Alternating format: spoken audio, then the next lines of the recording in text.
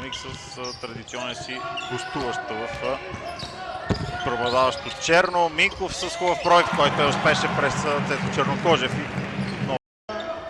До момента през сезона повечето мачове, в които участва.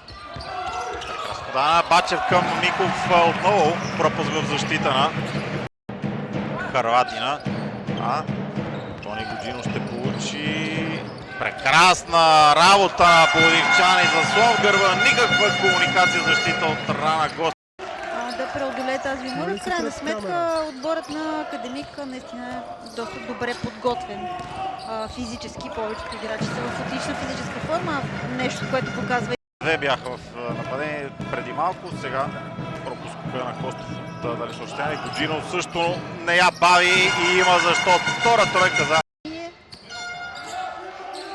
Но действително стрелбата от тройката е нещото, което държи сериозно резултата да изглежда по този начин. На тук Томислав Минков има 6 асистенции в днешния матч. Добре се ориентираха в защита тук играчите на Левски, но...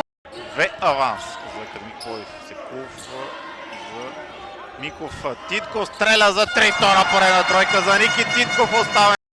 Тези смени, които понякога не се получават в защитата на Левски определено, твърде често водят до точки. И в тази ситуация отлично.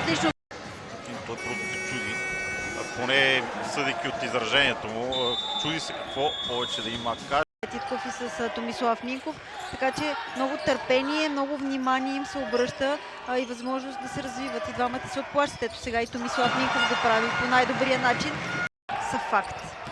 Тук за Ивица Радич бърза атака, обаче организират играчите на Академик. Николай Титков не успя да стреля, но вместо това намира